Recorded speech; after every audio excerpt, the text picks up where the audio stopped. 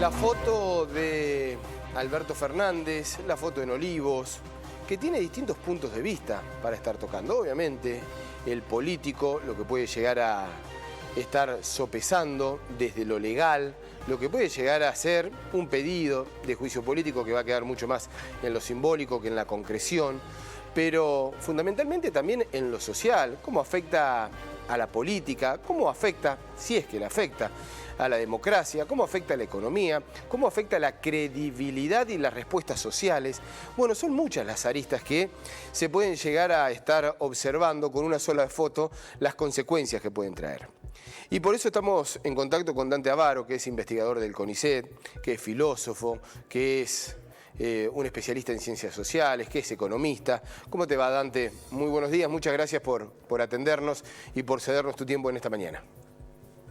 Con gusto, Mariano, buen día a tu audiencia. Bien, bueno, con respecto a esta situación, ¿por dónde empezar? Digamos, ¿cuál es el daño mayor? ¿Es lo político? ¿Es lo social? ¿Es a la democracia como estructura? ¿A la credibilidad política? Bueno, la foto que vimos la semana pasada, o la secuencia de fotos y los hechos alrededor de la foto, porque fueron varias secuencias, yo diría de que terminó por romper algo que en la democracia se llama confianza pública. Nuestra democracia está resquebrajada o fractalizada o dolida por esta cuestión de la confianza pública. Algo se ha roto y los ciudadanos lo saben, aunque no todos lo expresen de la misma forma, de la misma manera. Yo diría que la mejor palabra es esta: se rompió la confianza pública. Sí. Y la confianza pública, para resaltarlo, tiene que ver con la confiabilidad que se dan los actores en el diálogo y la conversación. Como tú sabes, y tu audiencia lo sabe, la idea de la conversación es algo que no tiene principio ni final. Y eso es lo que me parece que se ha dañado. Dante, y esa ruptura de la confianza pública, y vos decías el golpe también a la democracia, ¿no alienta aquellos discursos antipolíticos, antidemocráticos, y no es una situación riesgosa?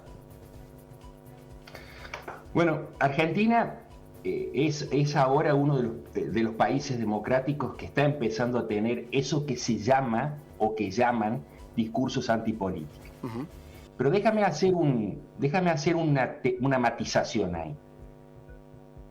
Argentina en esta elección, como en anteriores, pero en esta elección queda mucho más exagerado el asunto de que, si bien la democracia es un asunto siempre de corto plazo, porque el político y la sociedad está pensando en 4 años, ¿no? Sí. Siempre es algo de corto plazo. Cuando le piden cosas de largo plazo a la democracia, le estamos pidiendo peras al olmo. La democracia no puede dar cosas de largo plazo, porque la democracia funciona en el corto plazo. Pero lo que se ve con este pasaje de un lado al otro, de que sos funcionario al mismo tiempo sos candidato, sos gobernador y estás en la lista de diputados, bueno, en fin, etcétera, etcétera, etcétera. Lo que se muestra es que los políticos, además, o gran parte de los políticos, además, están pensando en un del corto plazo. Claro. Y esto, lejos de ahuyentar a la antipolítica, es como un imán que la atrae más. Sí. ¿No? Sí, y estas situaciones, digamos, ¿es muy difícil de restablecer esa confianza? ¿O es irrecuperable? A ver, nosotros, o sea, cada uno de nosotros, y la televisión no es ajena a este asunto, se ha llenado con personas que han expresado su propio juicio personal, moral, etcétera. Pero no es para lo que estamos aquí hoy reunidos. Cuando vos me preguntás qué va a pasar de ahora en adelante, bueno, lo primero que uno tiene que tener en cuenta es que quedan más de 2 años de mandato del presidente. Entonces, la pregunta que surge es, un presidente que o en el pacto entre el presidente y sus votantes y el presidente y la ciudadanía se ha quebrado la confianza pública, lo que se abre es un interrogante acerca de cómo va a poder gobernar los próximos 2 años. Y eso de cómo va a poder gobernar implica varias cosas. Implica qué va a hacer él, cómo va a reaccionar la ciudadanía frente a lo que haga él y qué va a hacer la oposición frente a este asunto. Sí. Entonces yo te diría que es muy prematuro saber qué va a pasar, porque el gran interrogante son las elecciones, y qué va a hacer la oposición después de las elecciones, y qué va a pasar en este bendito país después de las elecciones con la economía. Claro. Entonces, es un conjunto de interrogantes que nadie tiene la bola de cristal para decir qué va a pasar. Dante, con respecto a las reacciones inmediatas, hubo voces cercanas al presidente, silencio del presidente, 2 mensajes del presidente, distintos tonos, con distintos discursos, y en el día de ayer la aparición de esa ala protectora, que puede llegar a ser Cristina Fernández de Kirchner. ¿Cómo consideras toda esa secuencia? Bueno, evidentemente el gobierno, la coalición de gobierno, tienen claro de que está en una enorme dificultad. Ahora, dentro de la coalición de gobierno hay experimentadas y experimentados políticos que tienen capacidades para lidiar con este asunto. Vamos a ver cómo le resulta la estrategia esta de mostrarse fuertes frente a una situación de absoluta vulnerabilidad. También no hay que dejar pasar de que dentro del gobierno hay políticas y políticos con poco expertise para resolver este tipo de asuntos. Yo lo que te diría es que, digamos, si la ciencia política algo ha estudiado, es que enojarse en estas circunstancias es un boomerang, o sea, obtener los resultados inversos. Ahora, dicho esto, te quiero recalcar algo que lo he dicho hace muchos años y lo vengo insistiendo. Cuando el presidente o cualquier persona que comete un error, transgrede una norma, etcétera, lo que fuere, usa la palabra pido disculpas, en realidad tendría que estar usando la palabra se ofrecen disculpas. El que transgrede la norma debe ofrecer las disculpas, no pedir las disculpas. Ahora, en el contexto cultural argentino, nosotros usamos pedir disculpas. Pido disculpas, sí. Ahora, eso habla de cómo es nuestra cultura política. Exactamente, sí, se entiende. No sé si logré explicarme en el punto, pero eso es muy importante. Él ha tenido una posición como de pedir, no de ofrecer. Sí. Y parece un dato menor, pero es muy importante, ¿no? Es muy importante remarcarlo y está muy bien. Y con respecto a la economía, Dante, recién veíamos un informe, canasta básica, alimentos. ¿Esto llega a trastocar, mueve cimientos, va por otro lado? Bueno, a ver, vamos a ponerlo en diferentes planos, ¿no?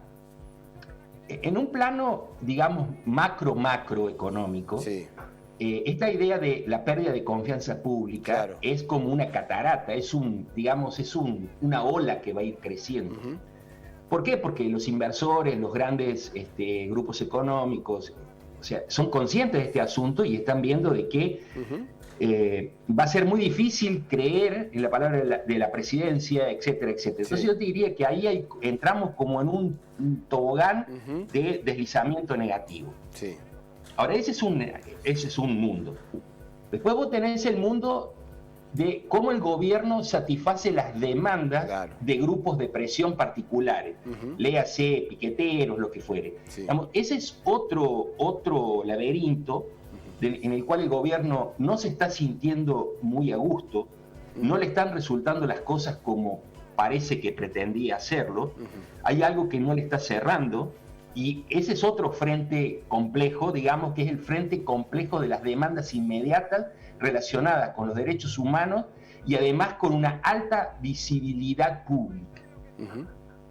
Después vos tenés el mundo de la economía, de la macro y de la microeconomía real. Yo lo que no me explico a esta altura es por qué los grandes, digamos, comunicadores del país, donde incluyo periodistas, donde incluyo políticos, donde incluyo intelectuales, economistas, etcétera, no están poniendo sobre la mesa el asunto de que en Argentina hace falta un plan antiinflacionario de shock. Sí, para usar esta palabra que se usaba en los 80, en los 90, para transmitir la idea de que no se puede seguir con un plan que se ajusta todo el tiempo. Hay que salir con un plan que produzca un nuevo conjunto de expectativas en la sociedad. Sí. Por eso de shock. Ahora, déjame decir ahí dos cositas. La primera es que yo creo que la vicepresidenta de la República es muy consciente de esto que acabo de decir. Y lo ha dicho con sus palabras, usando sus palabras, su léxico, su discurso, de múltiples formas a través de sus comunicaciones que tiene en el portal de Facebook. Y la clave de este asunto es cuando ella menciona el problema del dólar en Argentina. Sí. O sea, ¿por qué te traigo esto a colación? Y acá va la segunda cuestión, es porque en Argentina no faltan los dólares. Lo que falta en Argentina es confianza. Sí. Bueno, esa palabra que tanto la hemos buscado y que no se logra, ¿no? No se consigue, Dante. Entonces, a nosotros los dólares nos sobran. Estamos diciendo como país. Sí. Lo que falta es cómo generas una confianza para que esos dólares salgan al mercado. Dante, es un placer siempre conversar contigo aquí en la mañana de Telediario Federal. Lo hacemos habitualmente, te requerimos cuando estos temas nos convocan para dar distintas miradas. Tenés un espectro realmente muy amplio y como te decía, es un verdadero gusto. Un fuerte abrazo y muchas gracias.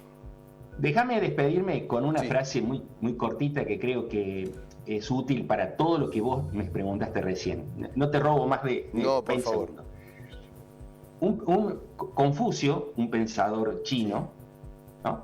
Tiene una frase muy bonita que dice lo siguiente: el agua que logra hacer flotar el bote es la misma agua que lo hace hundir.